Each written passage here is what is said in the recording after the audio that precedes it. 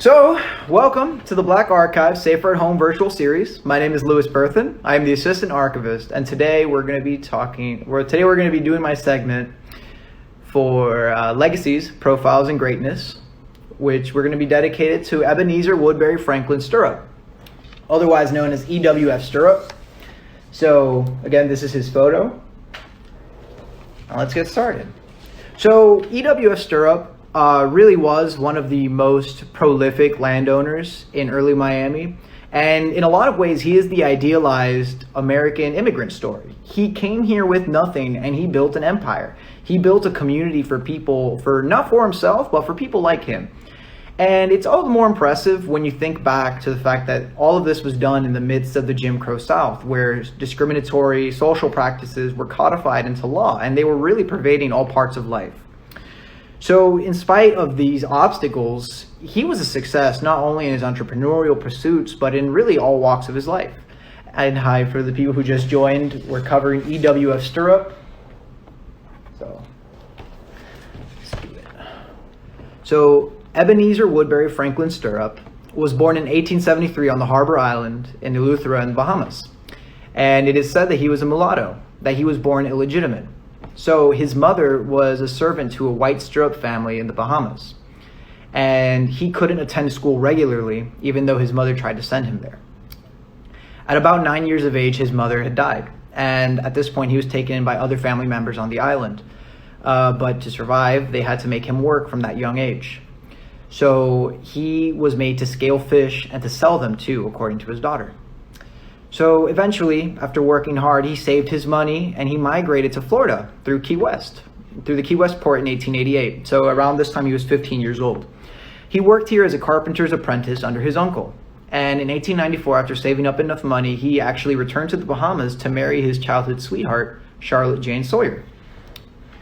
So according to his daughter, Kate Dean Stirrup, while he was in Key West, he supposedly became upset with the arrangement that he had with his uncle. He had to give up a portion of his earnings to his elders. So he picked up and he moved to what we now know as the Cutler settlement, which was about 14 miles from the Miami River. And here he worked as a farmer. He was cutting down the main exports of the time, which were pineapples. The other main exports that Florida was known for was the lemon, the limes, and the oranges, right? So as well as clearing land, so along with the farming, he was actually clearing land in the nighttime. So can you imagine the double amount of work he was doing? So at this time, supposedly, he was also not only paid in cash, but he was paid in land. And it is said that he also worked as a chauffeur at the Deering estate of Vizcaya, which would connect him with other figures in Miami's history, specifically the Deering family. So in 1897, he moved his young family again to Coconut Grove. With his savings, he built a large home, which has a 2-story frame vernacular. It was an impressive structure, and it was an impressive structure then, and it still is today, because it still stands. And so let me read you a couple paragraphs from the historic designation report for the house. The EWF Strip House is a significant surviving structure from the late 19th century that reflects the social history of the city of Miami. Is associated with one of Miami's pioneering African-American citizens, is a superior example of wood frame vernacular architecture, and is constructed of Dade County pine, a local building product that was once plentiful, but now is a relic of the past. The EWF Strip House embodies the distinguishing characteristics of an architectural period. The Stirrup family residence is one of few surviving wood frame residences from the late 19th century. Its narrow proportions, the size and shape of its fenestration, and its L-shaped plan are characteristics frequently associated with 19th century residential architecture. It contains elements of design, detail, materials, or craftsmanship of outstanding quality or which represent a significant innovation or adaptation to the South Florida environment. The EWF Stirrup House contains materials of outstanding quality that are native to South Florida. The residence is built of Dade County pine, once a prolific species in the region. Dade County pine is one of the most enduring materials that was to be found in the area and is unique to the South Florida environment. Hi, Miami Gardens now. So we are covering EWF Stirrup today. So Coconut Grove was one of the first communities in South Florida. And the black residential part of Coconut Grove was known as Kibo by the people who lived there. So by 1894, which was 2 years prior to Miami's incorporation, Coconut Grove was actually known as one of the most influential communities in South Florida.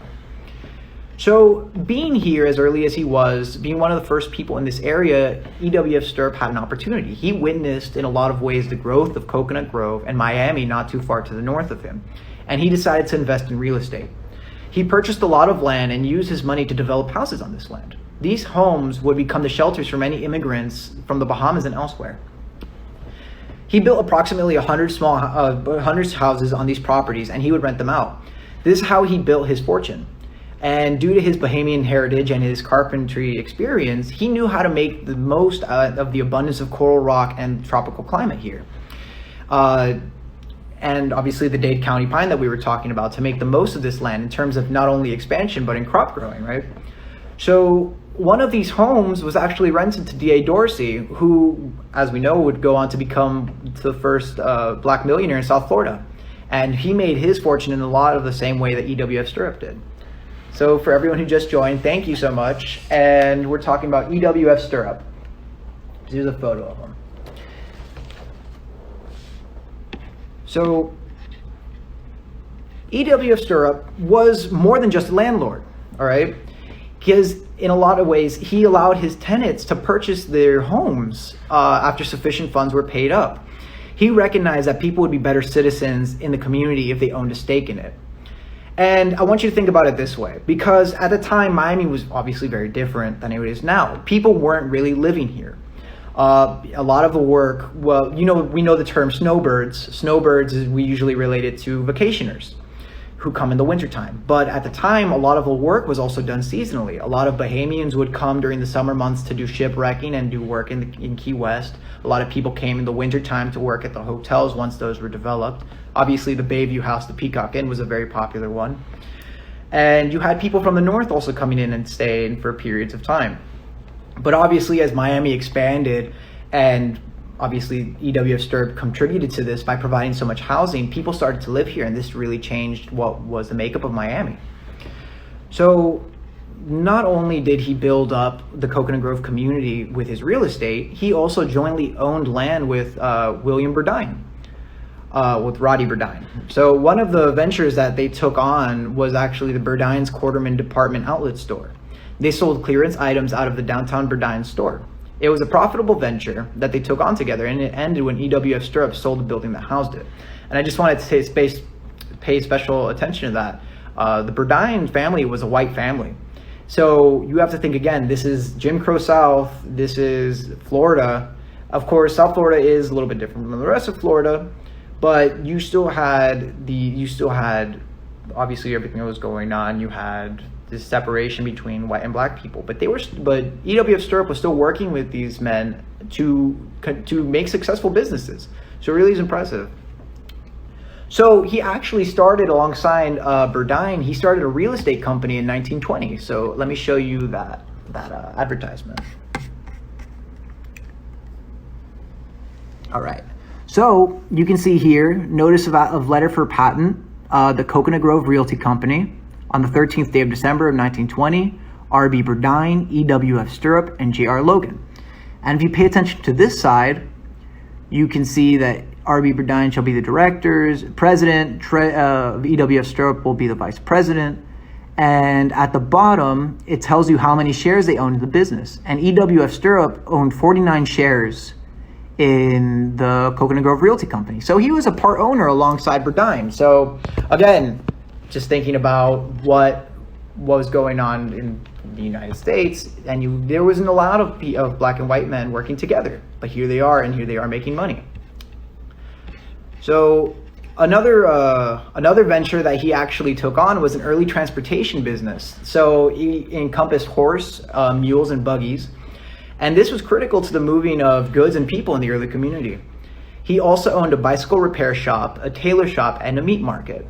And it's really interesting because if you were to type EWF Stirrup's name into a lot of these newspaper databases, I guarantee you that the majority of things that are going to come up are these land transfer sales or these land acquisitions that he was making, because newspapers actually publicized all of that. So I can actually show you a couple of those advertisements. If you give me a second here. So right here, you have real estate transfers. You have Felix Delancey and wife to EWF Stirrup, lot 14 of block 6 of Frau's Homestead in Coconut Grove, for $25. Jesse Bethel and wife to EWF Stirrup, lot 7 and 18 of Frau's Homestead. Joseph T. Frau and wife to EWF Stirrup, lot 22 of block 28, and Miami Fish Company to EWF Stirrup. So this stuff is really interesting, and just a quick side note. Joseph Frau was actually one of the original white pioneers in the South Florida community. He owned what Frau's Homestead is the area that we know now as Coconut Grove. So he owned a lot of land in that area that he ended up selling to a lot of people who lived there. Well, really to EWF Stirrup, who then gave it to the people who live there now, right? And what else can I show you guys? Oh, here we go. And here we have the partnership notice, right? So here, this partnership notice is actually talking about the dissolution of the bicycle business that EWF Stirrup had with an MS Stud Still. And so this was in 1912. And so you can look at it negatively and be like, well, this is showing that it dissolved the business, so it's not really a good thing, right? But when we're looking through these documents, you want anything that you can find is a positive. So yes, this is a dissolution paper, but what it also gives you is evidence that it existed in the first place. So again, this is another evidence of a black and a white man coming together to make a successful business. So this in a lot of ways, he was a really incredible entrepreneur. So let's go back. All right. So along in Coconut Grove, there's also a memorial park that is known as Charlotte Jane Memorial Cemetery. And this was actually named after Stirrup's wife. The cemetery is special in that it also features above ground tombs, similar to the way it's done in the Bahamas. And this land was also owned by the Stirrup family. So I can actually show you a photo of that. Give me a second. So here you go, and this is a photo of the Charlotte J. Memorial Park, and you can see the above ground tombs and everything. And another thing that I can show you is Charlotte Jane's death certificate. So she died at the age of 53. Obviously, she was married to EWF Stirrup. She was listed as a housewife. She was from the Bahamas. And so if you look on this side, this is the death. This is the cause of death. I can't make out what this word was, but in my research, I think it had something to do with a heart condition. And if you look down, you have Skagg, who is another early doctor in the Miami community. And if you look down at the bottom here, you have the Undertaker. And you guys should recognize this because we talked about him, I think, 2 or 3 weeks ago. This is KL Farr. So it's actually a really fun little game to play. There's always 6 degrees of separation between these early figures in Miami's history because they're always connected in one way or another. So let's continue. And so just to drive home the point, right? Miami was very different back then in the late 19th, early 20th century than what it is now. Not only socially and with the laws that were practiced, again, segregation and all that, but geographically, it was night and day. You wouldn't recognize it the way it is now. So let me read you an excerpt from Rebecca Gibson Johnson, who is the niece of EWF Stirrup, and she's talking about life in the Black Grove, circa 1904. It was a beautiful ride into Miami. The road didn't run the way it does now with Bayshore Drive running into Miami Avenue. It used to follow the water line. It went down until it met up with the roads where Mercy Hospital is now. And at the time, Miami Avenue followed the water line. It was beautiful. It went right through the hammocks. There were lots of birds. The Florida panther was there too, and that was something that scared the boots off of everyone. Mr. Stirrup used to go sit on his porch with his legs crossed and just look at everybody go by. He used to say everyone was his brother or his sister. He would wave at everybody. Anything that happened overnight was told to him, and he didn't have to go anywhere to hear what was going on. White and black people came. His wife was his secretary, and he was a loan master. He owned the houses and rented them out. So I also have another book here that I just want to show you guys because, again, it just really drives home the point. Give me a sec here. So this was an early map of South Florida. And these little markings, like you see these little black areas, this is all that was inhabited. These were the developed parts of South Florida. So this is the Miami River. This was Coconut Grove. And down here was the Cutler area that he originally came from. And then if you look at all of this was swampland. So think about it. If you listen to the passage I was just talking about and how she was saying that she saw the Florida panther and that is something that used to scare everyone. Think about Mercy Hospital and how it's literally on the East Coast, seeing a Florida panther all the way out here. Right now, the Florida panther is actually critically endangered. I believe there is less than 50 of them still in the wild. So just think about how far we've come in 100 years that we've almost killed off the Florida panther and taken all this land into expanded west.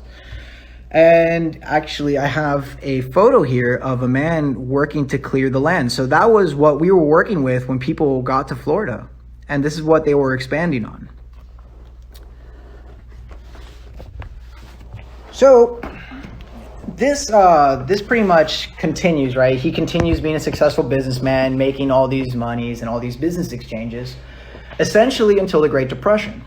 So when the Great Depression came, EWF Stirrup lost a lot of his money and a lot of his land. Some figures put it at about $70,000 that he lost in cash when Miami Biscayne Bank failed. So in spite, however, he persisted and he managed to not lose everything that he owned. So, he made it out somewhat better than a lot of other people did in the Great Depression. And if you were wondering how much $70,000 roughly translates to nowadays, it is $1,050,000 that he lost. So if you thought you were having a bad day, at least you didn't lose $1,050,000. Stirrup, all in all, was a philanthropist. He donated land on which Coconut Grove's Christ Episcopal Church was built. And he had a strong dedication towards education, even though he received no formal education of his own. So this is another wrinkle to the story. He actually couldn't read or write. And he made sure, and in spite of that, he actually made sure that all his children went to college. And if you guys are like, oh, where did he pull that from? I actually have a 1930 census where you have Ebenezer Stirrup's name right here. And one of the questions they ask on the census, right up here in education, is whether you have the ability to read or write. And he answers in the 1930 census, no. So this is something that, again, think about all the obstacles he would have had to face with segregation and just general Miami.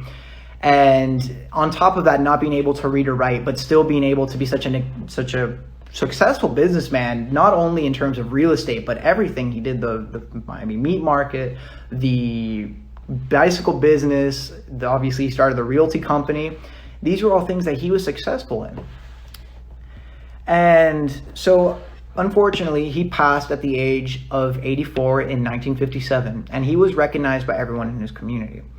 So, and another thing is, at the time of his death, he actually also ranked among one of Miami's largest property owners. He owned roughly 317 individual parcels of land.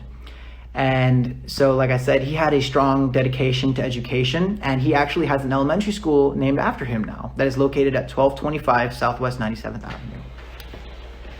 So, just one more thing.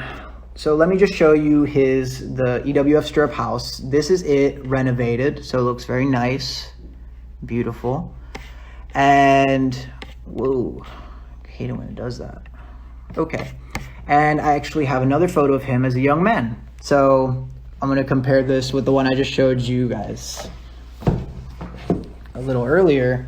And you can definitely see it's him, but a very handsome young man. So let's see, what else do I have to show you guys?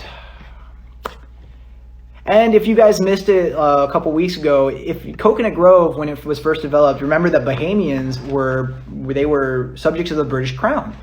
So when they got here, Coconut Grove, before it was incorporated, actually went by, coconut was spelled with the A, the way it is in British spelling. So I can show you that here.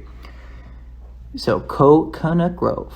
And this is the Peacock Inn. This is the second owner. This is not the original owner of the Peacock Inn. And Justin, great question. I actually found that photo on Ancestry.com. Someone had uploaded it of him. So, where do we go? Yes, so if you guys have any questions about EWF Stirrup and his life, I would be more than happy to answer them. In the meantime, I'd just like to take a moment to talk about George Floyd and the situation in Minneapolis.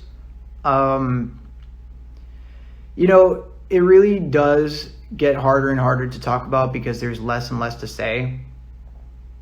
We know what injustice looks like. And at this point, I think we really just need to have people who are dedicated to justice and not to order, because there is a difference. They are not synonyms. Order and justice are not the same thing. And I think a lot of people have gotten that confused. So I commend the people who are doing what they're doing and fighting for justice, and support the family. And it's not time to be posting on Facebook and Instagram. We have to do more. We can't just sit around anymore. So, EB Queen, do you know which college? I do not, but I can check that out because I'm sure I'll get a quick answer. At least for his other kids. There was a newspaper article that came out that featured 3 of his daughters. And they talked about how dedicated he was to school and everything. But they did not mention what school they had gone to. So let's see if I can get that answer real fast. The cemetery today, let's see who it's going by.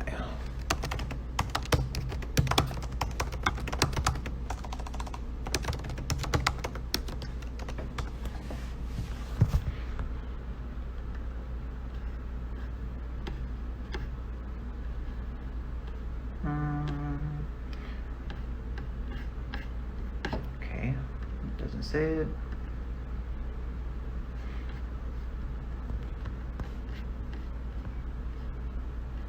You know, it says that it was purchased by 5 families, but it does not say who owns it.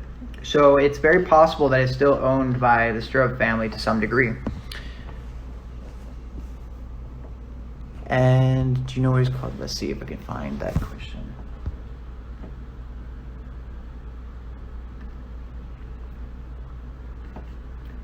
Oh, so let's see here.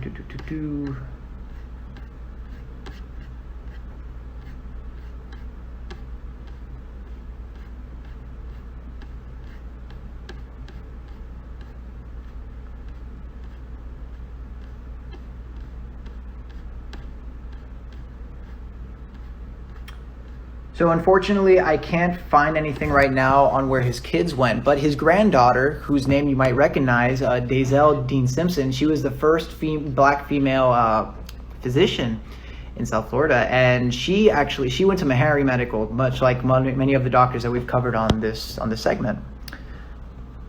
So thank you for the question, EB Queen. I'll try to find more on it. Is there any other questions anyone has?